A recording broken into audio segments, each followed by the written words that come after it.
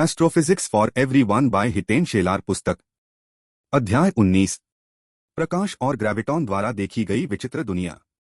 जैसा कि हम जानते हैं, प्रकाश के लिए समय का कोई प्रवाह नहीं होता, क्योंकि प्रकाश कारणता की गति पर चलता है।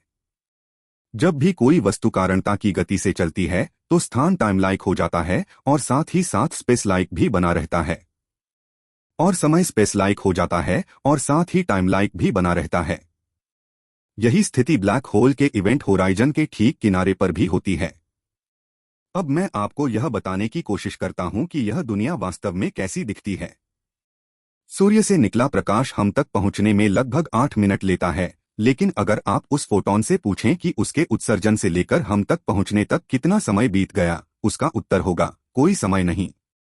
प्रकाश के दृष्टिकोण से जो व्यक्ति 8 मिनट तक सूर्य से आने वाले प्रकाश की प्रतीक्षा कर रहा है, वह व्यक्ति प्रकाश के परिप्रेक्ष्य में हमेशा से उसी स्थान और उसी क्षण पर पूर्व निर्धारित था प्रकाश देखने के लिए।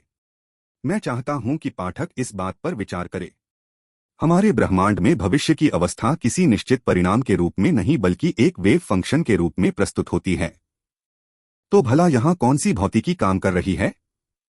प्रकाश अब ब्रह्मांड की एक अद्वितीय अवस्था में स्थित है, वह अवस्था जिसमें समय स्पेस लाइक भी है और टाइम लाइक भी एक द्वैत स्वरूप में।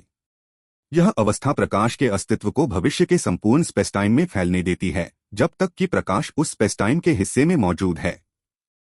यह फैलाव केवल वर्तमान से लेकर भविष्य की दिशा में होता है, क्योंकि प्रकाश का एक भाग अभी भी वास्तविक ब्रह्मांड में मौजूद रहता है। जब तक प्रकाश इस स्थिति में रहता है, तब तक वह अपने भविष्य के अस्तित्व को वेव फंक्शन के कोलैप्स पर नहीं छोड़ता, बल्कि उसे पूर्वनिर्धारित रूप से अंकित कर देता है। केवल प्रकाश ही नहीं, यही स्थिति ग्रेविटॉन्स के साथ भी होती है, क्योंकि वे भी कारणता की गति से यात्रा करते हैं। यह घटना उस हर चीज के साथ होती है जो ब्लैक होल के इवेंट होराइजन के किनारे पर स्थित होती है।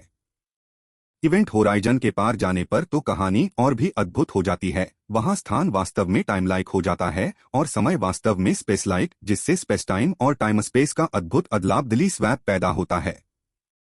इसके बारे में हम अगले अध्याय में और विस्तार से चर्चा करेंगे।